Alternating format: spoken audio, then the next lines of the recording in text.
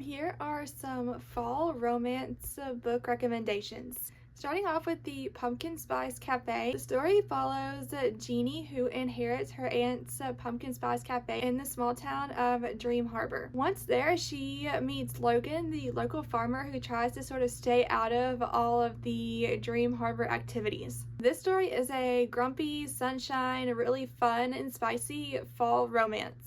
I do think it is a little bit cheesy and it's not my favorite in the series. However, it is still a really fun read. Next I have If It Makes You Happy. The story follows Michelle, who after being recently divorced, moves to Vermont to run her mother's bed and breakfast after her mother's passing, where she meets her neighbor Cliff, who is a single dad who is also divorced, and the local town baker who helped her mother work on the inn. The story follows their romance across the Burr months in 1997, and it really does have such a cozy, nostalgic fall vibe. It also takes place in a small town that sort of goes out for every single holiday, where everyone decorates and has all these activities and participates. I recently finished this one and I really love it, and I think it is a perfect book for fall. Next I have Falling Like Leaves. This is a young adult romance who follows Ellis after learning about her parents' separation, moves to the small town of Bramble Falls, Connecticut with her mother to live with her aunt and cousin.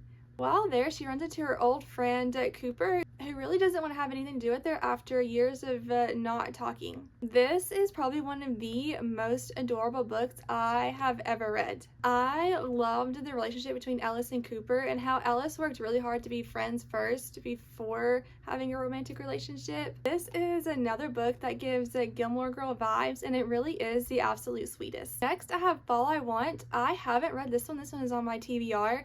But based on the cover, I am really excited to read this one. The story follows Zane, a billionaire who moves to the small town of Cozy Creek to sort of escape. While there, he meets Autumn, and according to the description, the two end up fake dating. Fake dating is one of my favorite tropes, so I'm really excited to read this one, and I'm hoping that it'll be really great. Next, I have The Dead Romantics. I read this one last year. I think this is a great book for spooky season. The story follows Florence Day, who heads back to her hometown after her dad's passing.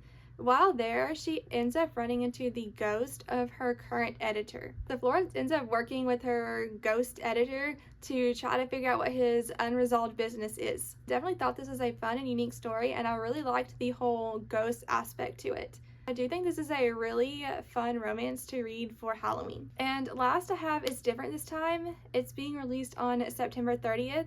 This was one of the best books I have read all year. It is another one that is perfect for fall. It has friends to lovers, slow burn romance.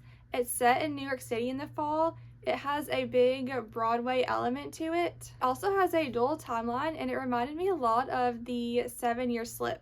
But overall, I thought it was a really well written and sweet romance novel. And I definitely think you should check it out when it's released.